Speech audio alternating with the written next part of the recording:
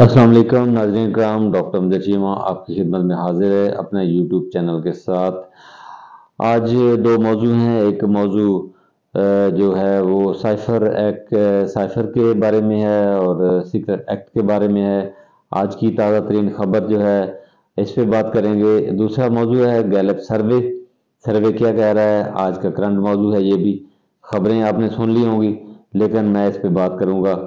تو آئیے آج سب سے پہلے جس موضوع پہ ہم بات کریں گے وہ ہے سائفر جس کا جو کافی عرصے سے موضوع گفتگو کا موضوع بنا ہوا ہے مختلف اینگل سے۔ سائفر کیس جو ہے وہ ابھی لگا ہوا ہے سیکرٹ ایکٹ کے تحت۔ وہ ایکٹ ہے جس پہ صدر پاکستان نے سائن نہیں کیے تھے، وہ ایکٹ ہے جس جو اب تک متنازع بنا ہوا ہے، وہ ایکٹ ہے جس کا کوئی سر پیر نہیں ہے، وہ ایکٹ ہے جس کی بنیاد پر کپتان کو اڈیالہ جیل کے اندر رکھا گیا ہے۔ پہلے اٹک جیل میں تھے، اب وہ اڈیالہ جیل کے اندر ہیں اور وہیں پہ ان کا مقدمہ جو ہے وہ سنا جا رہا ہے۔ آج اس وقت جب ایف آئی اے نے یہ کہہ کے ایک بہت زبردست پوری قوم کو اذیت میں مبتلا کر دیا ہے کہ کپتان یعنی عمران خان اور شاہ محمود قریشی کو انہوں نے اس پہ ثابت کر دیا ہے کہ ان پہ یہ الزام ثابت ہوتا ہے۔ الزام کیا ہے جی؟ سیکرٹ ایکٹ کے اندر الزام یہ ہے کہ کپتان نے جو سائفر کا ذکر کیا تھا، جو سائفر دکھایا تھا، اس کو گم کر دیا ہے۔ اب نہ کوئی اس کے اندر کوئی کسی بات کا کوئی سر ہے نہ کوئی پیر ہے۔ پہلے کہتے تھے کہ سائفر آیا ہی نہیں ہے، سائفر کہیں پہ اس کا نام ہی نہیں ہے۔ جو کپتان نے جو جلسے کے اندر جو لیٹر جو خط جو کاغذ لہرایا تھا وہ سائفر ہی نہیں تھا۔ اب بہت زور سے پریس کانفرنسز کی گئی تھی اور وہاں اس وقت بھی، لیکن جب دو دفعہ وہاں پر جو اس وقت امریکہ کے اندر پاکستانی سفیر تھے اسد مجید، اس کو بلایا گیا یا اس کو آن لائن لیا گیا تو اس نے اس کا باقاعدہ اقرار کیا کہ یہ خط جو ہے، یہ سائفر جو ہے، یہ میں نے لکھا ہے، یہ بالکل حقیقت پہ مبنی ہے۔ تو اس وقت یہ لوگ مان نہیں رہے تھے کیونکہ اس وقت کپتان کی بات سچی ہو رہی تھی اور یہ لوگ جھوٹے ہو رہے تھے، پی ڈی ایم والے جھوٹے ہو رہے تھے۔ اس کا اقرار کیا تھا لیکن بعد میں بیانیہ بدل گیا۔ بعد میں بیانیہ اس لیے بدلا کہ کپتان کو جھوٹا کرنا تھا اور اس میں یہ سارے لوگ آتے تھے، اس میں بڑے بڑے لوگ آتے تھے اس کے اندر۔ اس سے بچنے کے لیے انہوں نے ایک بیانیہ گھڑا اور بیانیہ یہ گھڑا کہ سائفر موجود ہے، سائفر موجود تھا، سائفر کی حقیقت موجود ہے، سائفر ایکٹ جو سائفر ہے وہ آیا تھا، کپتان سچا تھا اس موضوع پر لیکن کپتان نے وہ گم کر دیا ہے۔ لہذا یہ جو سائفر کو گم کرنا جو ہے یہ ایک طرح سے سیکرٹ جو ہے اس کو گم کرنا ہے۔ راتوں رات اس پہ سیکرٹ ایکٹ بنایا گیا، سیکرٹ ایکٹ کے طور پر کپتان کو گرفتار کیا گیا۔ اب وہ کیس ایف آئی اے میں ہے اور ایف آئی اے نے اس پہ آج جو ہے وہ کہا ہے کہ کپتان اور شاہ محمود قریشی اس میں مجرم ہیں اور انہوں نے یہ سارا گم کیا ہے۔ اب بات پوچھنے کی یہ ہے، ایک ادنا سا بندہ میرے جیسا یہ بات پوچھے گا کہ پہلے یہ جو سائفر تھا یہ نہیں تھا، اب کیسے ہو گیا؟ یہ ایک عام راستے میں چلتا ہوا بندہ بھی یہ سوال پوچھتا ہے کہ یہ کیسے لگتا ہے، یہ کیسے ہو سکتا ہے؟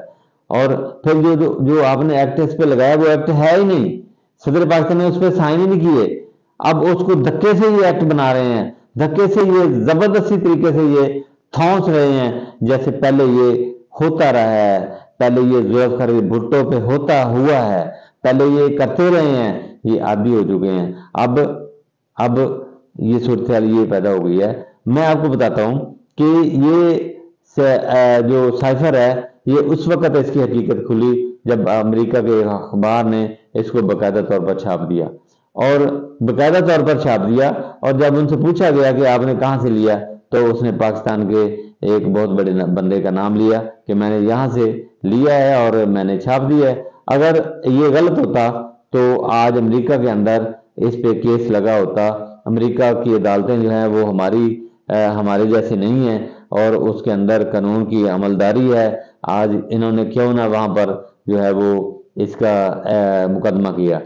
اب بات آگے نکل گئی ہے، ایف آئی اے نے آج کہہ دیا ہے کہ عمران خان اور شاہ محمود قریشی اس میں ثابت ہوتا ہے، یہ چیز ان پہ ثابت ہوتی ہے، اور یہ انہوں نے سیکرٹ معاملات کو دنیا میں پھیلایا، دنیا کو بتایا، لہذا ان پہ یہ جو معاملات جو ہیں وہ ثابت ہوتے ہیں۔ اور ناظرین کرام، یہ اس کے جو خطرناک نتائج ہیں وہ بہت بھیانک نتائج ہوں گے اس کے، اور اس کیس کے اندر ایسا ہی ہوگا کہ ایف آئی اے یہ کر رہی ہے، اور اعظم خان کو اس کا وعدہ معاف گواہ بنایا گیا ہے، اس سے بیان بھی لے لیا گیا ہے، اور اب تک اعظم خان جو ہے وہ منظر عام پہ نہیں ہے۔ اعظم خان کہاں ہے؟ ان کو چھپایا گیا ہے۔ یہ طریقہ واردات ہے، یہ کون سا قانون اور کون سا آئین ہے؟ اگر اعظم خان جو ہے اس پہ وعدہ معاف گواہ ہیں، ان کو چھپایا کیوں گیا ہے؟ پوچھنے والا سوال ہے یہ، ان کو کہاں رکھا گیا ہے، کہاں چھپایا گیا ہے؟ یہ جو بیان لیا گیا ہے کیا اعظم خان سے ہی لیا گیا ہے؟ اس کی حقیقت کیا ہے؟ اس کی حقیقت کس طرح لوگوں کو کیوں نہیں بتایا جاتا؟ جب کپتان کہتا تھا کہ سائفر کی تحقیق کرو، سائفر کی ایک سپریم کورٹ کا بینچ جو ہے وہ اس کی تحقیق کرے، تو کیوں نہیں کیا گیا؟ نہ اس کی تحقیق، نہ اس کو جانچا گیا۔ اس کے بغیر ہی یہ سارے یہ قانون کپتان پہ مسلط کیے جا رہے ہیں، اور یہ ایک بہت بڑا بھیانک اس کا نتیجہ نکل سکتا ہے۔ اسی طرح جیسے ہمایوں دلاور فیصلہ کر کے باہر بھاگ گیا تھا، اسی طرح کا یہ بھی فیصلہ ہو سکتا ہے، اور یہ فیصلہ یہ پاکستانی عوام اس کو ماننے کے لیے تیار نہیں ہے۔ پاکستانی عوام اس کو ماننے کے لیے تیار نہیں ہے۔ اب بھی دیکھیں، آج بھی کشمیر کے اندر ایک آگ چل رہی ہے، کشمیر کے اندر آگ پھینکی جا رہی ہے، لوگوں پہ شیلنگ ہو رہی ہے، اور لوگ ماننے کے لیے تیار نہیں ہے۔ احتجاج کر رہے ہیں، احتجاج کرتے لوگوں پہ شیلنگ کی جا رہی ہے۔ ایک پارٹی کے جھنڈے کو لگانا جرم ہے، جس کو ابھی تک کسی قسم کا ثابت نہیں ہوا، اور باقی جماعتیں جو چور جماعتیں تھیں جنہوں نے اس ملک کو لوٹا ہے، ان کے جھنڈے سرے عام لگے ہوئے ہیں، اور سرے عام لگ رہے ہیں، اور وہ سرے عام جلسے کر رہے ہیں۔ پاکستان تحریک انصاف پہ پابندی ہے، کیونکہ پاکستان تحریک انصاف پہ ابھی تک کسی قسم کی کوئی جرم ثابت نہیں ہو سکا۔ اب آتے ہیں دوسرے موضوع کی طرف۔ دوسرا موضوع ہمارا سروے ہے۔ بہت سارے سروے ہو چکے ہیں، بہت سارے سرووں کے اندر کپتان جو ہے اس کے گراف جو ہے وہ اوپر جا رہا ہے، پاکستان تحریک انصاف کا گراف اوپر جا رہا ہے، اور اسی طرح آج ایک دو دن پہلے گیلپ سروے ہے۔ گیلپ سروے کے اندر یہ بتایا گیا ہے کہ اس وقت تک بھی کپتان کی جو ہے وہ سب لیڈروں سے کپتان کی پاپولرٹی، کپتان کا گراف سب سے اوپر ہے۔ اور اسی کے ساتھ یہ بھی بتایا گیا ہے کہ نواز شریف جو ایک جماعت کے سربراہ بھی ہیں، یعنی نون لیگ کے سربراہ بھی ہیں، اور وہ ملک کے اندر آنا جا رہے ہیں، انہوں نے تاریخ بھی دے رکھی ہے، اور وہ آئیں گے بھی، جبکہ میرا اب تک یہی موقف ہے کہ وہ اس ملک کے اندر اب نہیں آئیں گے۔ اگر آئیں گے تو گرفتار کر لیے جائیں گے، اور وہ اپنی سزا بھگتیں گے جیل کے اندر۔ اور یہ بتانا بھی میں ضروری سمجھتا ہوں کہ گیلپ کے اندر ایک بات بہت حقیقت کے ساتھ بتائی گئی ہے کہ جو یہاں پر ایک جو بھگوڑا لیڈر ہے وہ آنا چاہ رہا ہے، اور آ کر پاکستان کے اندر حکمرانی قائم کرنا چاہ رہا ہے، اس کے بارے میں یہ ہے کہ جناب کہ ان کی پاپولرٹی پرویز الہی سے بھی نیچے ہے، ان کی پاپولرٹی پرویز الہی سے بھی نیچے ہے۔ اب ملک کے اندر چاروں صوبوں کے اندر، آزاد کشمیر، گلگت کے اندر ان کی کسی قسم کی کوئی رینکنگ نہیں آ رہی ہے، بلکہ ایک صوبے کے اندر تو پیپل پارٹی سے بھی کم طور اس کو دکھایا گیا ہے، نون لیگ کو پنجاب کے اندر بھی کم دکھایا گیا ہے۔ اب اس کی حالت یہ ہو چکی ہے۔ اب میں آپ کو بتاتا ہوں کہ اس کے لیے ہمارے ایک بہت بڑے ادارے یعنی آرمی کو 80% لوگ پسند کرتے ہیں، اور یہ حقیقت ہے کہ لوگ آرمی کو تو پسند کرتے ہیں۔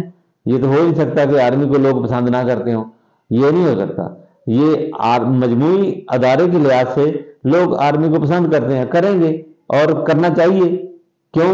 کیونکہ ان کا ادارہ ہے، یہ پاکستان کا سب سے بڑا ادارہ ہے، اور پاکستان آج تک اسی کی وجہ سے محفوظ ہے، پاکستان آج تک اسی وجہ سے محفوظ ہے کہ ادارہ مضبوط ہے، اسٹرانگ ہے، دشمن جو ہے وہ ہماری طرف میلی آنکھ کر کے نہیں دیکھ سکتا۔ یہ سارا کچھ پاک آرمی کی وجہ سے ہے، اس پہ حیران ہونے والی بات نہیں ہے۔ لوگ کہتے ہیں کہ یہ کیسے ہو گیا، میں کہتا ہوں کہ بحثیت آرمی ادارہ جو ہے وہ 80% سے بھی زیادہ ہو سکتا ہے، اس کی ہو سکتا ہے 80% سے بھی زیادہ پاپولرٹی ہو۔ یہ گیلپ کا سروے تھا جو میں نے آپ کو بتایا ہے، اور اس سے تھوڑی سی میں نے ریسرچ بھی کی ہے اور دیکھا بھی ہے کہ یہ ایک زبردست گیلپ کا سروے ہے، اور اس کو بہت قدر کی نگاہ سے دیکھا جا سکتا ہے۔ ڈاکٹر امجد چیمہ کو اجازت دے دیں، اللہ حافظ۔